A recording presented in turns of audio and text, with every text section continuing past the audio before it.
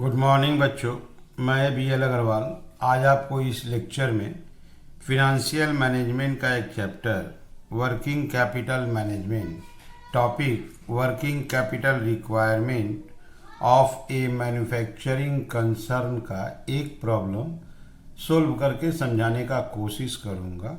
उम्मीद करूँगा आपको ज़रूर से ज़रूर समझ में आएगा।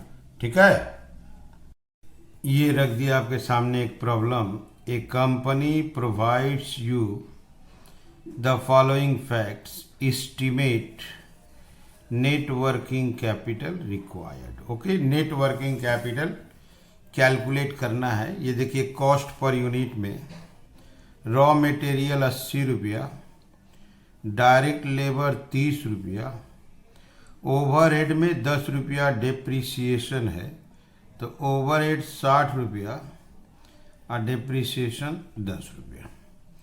टोटल कॉस्ट हो गया 180। सेलिंग प्राइस 200 रुपया दे रहा है, तो 180 से 200 बाद हो जाएगा 20 रुपया प्रॉफिट। यहाँ देखिए, लेवल ऑफ एक्टिविटी में 1,56,000 यूनिट्स पर एनम, एक साल का प्रोडक्शन उसका 1,56,000 यूनिट्स है। लैग देखिए, raw material 4 weeks, work in progress का देखिए आप, ये देखिए 2 weeks. Work in progress material case में 100% कंसीडर करते हैं, वेजेज और ओवरहेड के केस में 50%। देखिए वो बात बोला हुआ है, 50% कंप्लीशन माना जाएगा। कन्वर्सन कॉस्ट, कन्वर्सन कॉस्ट में वेजेज एंड ओवरहेड आता है, तो वेजेज और ओवरहेड के केस में वर्क इन प्रोग्रेस 50% आधा माना जाएगा। अब मटेरियल केस में देखिए 100%। ओके, तो हम लोग यही करते हैं जनरली। रॉ मटेरियल के केस में वर्क इन प्रोग्रेस को पूरा रखते हैं, वेजेज और ओवरहेड के केस में हाफ कर देते हैं। फिनिश गुड्स देखिए 4 week, creditor 4 week, debtor 8 weeks, wages का आउटस्टैंडिंग 1.5 वीक्स। अच्छा, ओवरहेड का आउटस्टैंडिंग नहीं बोला है, तो एक कॉलम का बचत हो गया आउटस्टैंडिंग ओवरहेड। फिर से देख लीजिए, raw material 4 weeks, work in progress 2, finish goods 4, debtor देखिए 8, okay, creditor 4, outstanding wages 1.5। Cash in hand last में ऐड कर देंगे 25,000। यहाँ देखिए बोला है production even throughout the year carry on होता है। टोटल का टोटल सेल क्रेडिट है, इसका मतलब कैश सेल का कॉन्सेप्ट नहीं है। एंड लास्ट में देखिए 10% कंप्यूटेड फिगर का अलाउ करेंगे कंटिजेंसीज के लिए। लास्ट में वर्किंग कैपिटल में 10% प्लस कर देंगे। तो ये हो गया क्वेश्चन, जिसमें मेन ध्यान देना है आपको डिप्रिसिएशन का। अब वर्क इन प्रोग्रेस जो करते थे वो बोला हुआ था। चलिए इसको सोल्व करके देखते हैं। ये रख दिया आपके सामने statement of estimated working capital. Working capital मतलब current asset minus current liability होता है। सबसे पहले हमको करेंट एसेट का कंपोनेंट का वैल्यू डिटरमाइन करना होगा, करेंट लायबिलिटी के कंपोनेंट का वैल्यू डिटरमाइन करना होगा। इसके बाद वो फॉर्मेट बनेगा। क्वेश्चन को शुरू करते हैं वर्किंग से। 1 number, annual production. Annual production आपका दिया हुआ था 1,56,000 यूनिट्स। पूरा लैग वीक में दिया हुआ है, इसलिए इसको कन्वर्ट करते हैं वीकली प्रोडक्शन। ओके, तो एनुअल 1,56,000 को 52 से डिवाइड कर देंगे, 3,000 यूनिट्स आ जाएगा। इसके बाद हम लोग स्टेटमेंट ऑफ कॉस्ट करेंगे। Statement of cost per unit, clear. सबसे पहले रॉ मटेरियल, रॉ मटेरियल आपका बताया हुआ है 80 रुपया। वेजेज या लेबर जो भी लिखिए आप, से वेजेज 30 रुपया। ओवरहेड 70 बोला हुआ था, लेकिन साथ में डिप्रिसिएशन भी 10 रुपया था। तो ओवरहेड 70 था, डिप्रिसिएशन 10, तो उसको 60 और 10 बोल के लिखेंगे। 60 ओवरहेड, डिप्रिसिएशन 10, ये हो गया आपका 180 रुपया। This is our total cost. इसमें लाएंगे ऐड प्रॉफिट। प्रॉफिट तो दिया नहीं है बट सेलिंग प्राइस दिया है। सेलिंग प्राइस आपका 200 रुपया, तो प्रॉफिट हो गया 20। तो सबसे पहले एनुअल प्रोडक्शन को वीकली में कन्वर्ट कर दिए, कॉस्ट शीट बना दिए। एक वीक का प्रोडक्शन है 3000 और एक यूनिट का ये एक्सपेंस है, तो इन दोनों में इंटू कर देंगे तो आपको एवरेज वीकली कॉस्ट मिल जाएगा। Number 3, average weekly cost. Raw material एक वीक का प्रोडक्शन होगा 3000 और रॉ मटेरियल है 80 रुपया, 2,40,000। वेजेज एक वीक का प्रोडक्शन होगा 3000, वेजेस 30 रुपया, 90,000। ओवरहेड्स, यहाँ पे डिप्रिसिएशन नहीं लिया जाएगा। 3000 60, 1,80,000।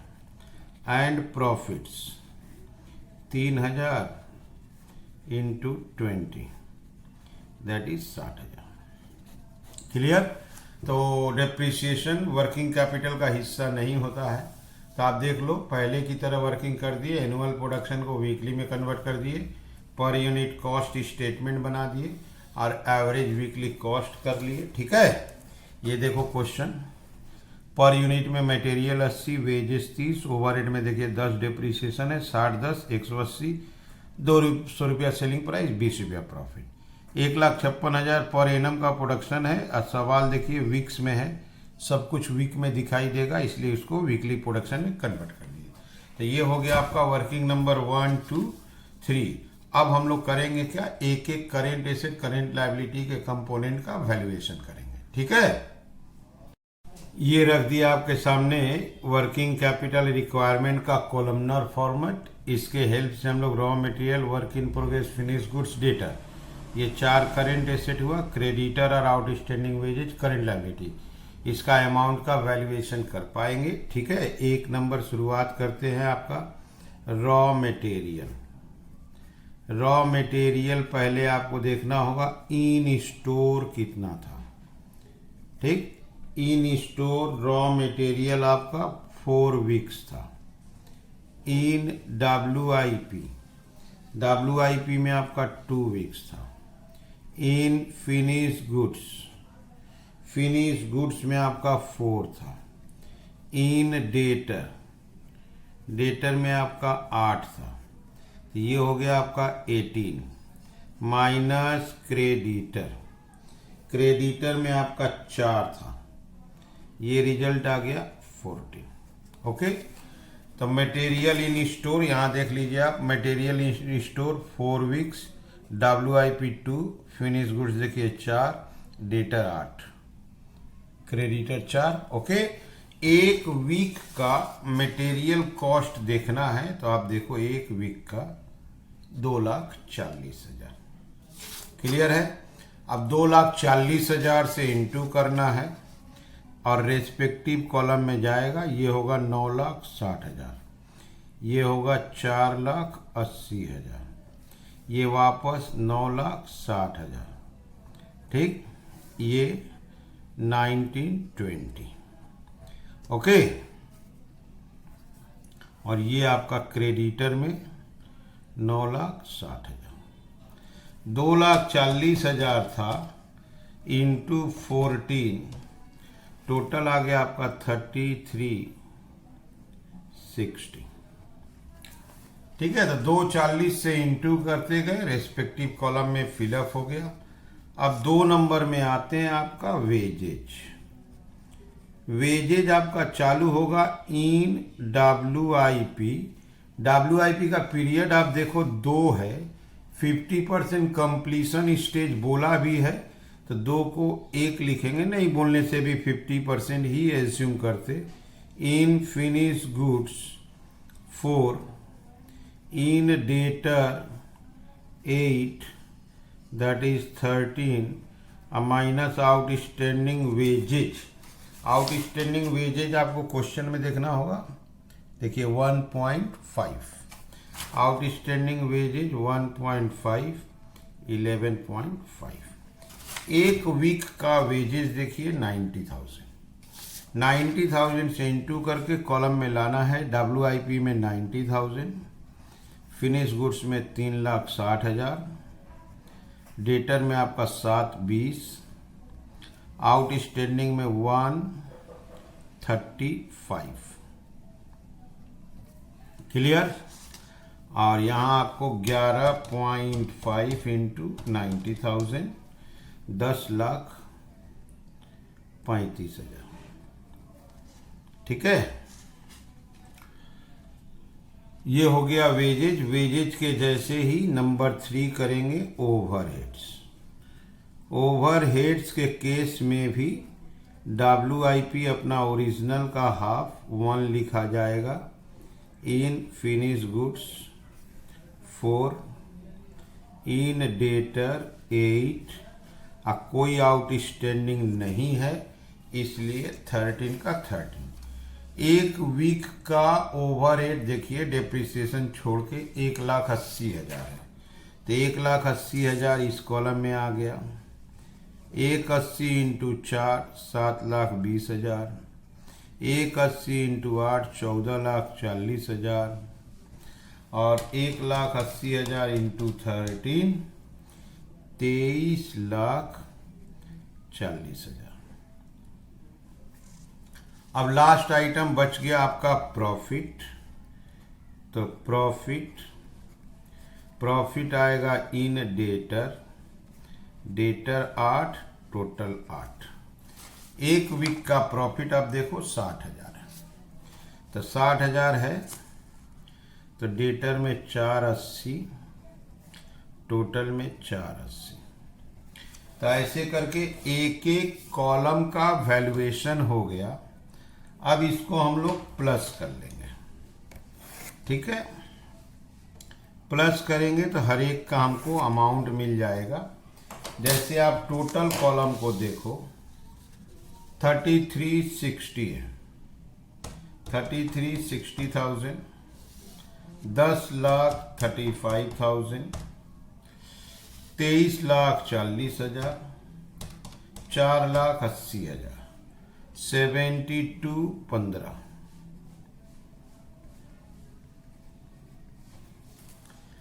रॉ मटेरियल देखिए एकलौता है 960, raw material 960। Work in progress देखिए 480 और 90, दैट इज 570, 670, 750। ओके, ये देखिए 9,60,000, 360, 960, 360, 13,20, 13,7, 20,40। क्लियर है। इसका देखिए 1920, 7,20,000, 14,40 और 4,80,000, 45,60। ये हो गया raw material, work in progress, finish goods, debtor. अब क्रेडिटर में देखिए एकलौता है 960 और आउटस्टैंडिंग है 135, दैट इज ए 960, 135। तो columnar format working capital requirement से CACL का जो भी कंपोनेंट होता है उसका प्रॉपर वैल्यूएशन करते हैं। अब चलिए फाइनल वर्किंग कैपिटल स्टेटमेंट की तरफ चलते हैं। ठीक है, ये रख दिया आपके सामने statement of estimated working capital. Working capital का मतलब होगा आपका करेंट एसेट्स। करेंट एसेट्स में आपका stock in trade, stock in trade में आइटम आएगा रॉ मटेरियल्स। रॉ मटेरियल्स का टोटल आया था 960। Work in progress, work in progress का आपका टोटल था 750। क्लियर है? इसके अलावा फिनिश्ड गुड्स का आपका टोटल आया था 20,40,000।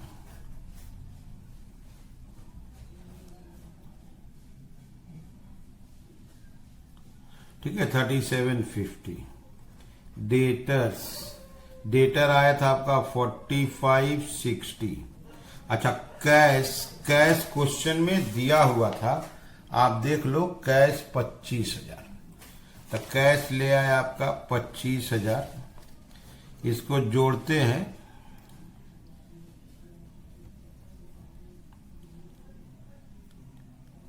$83,35। Okay, less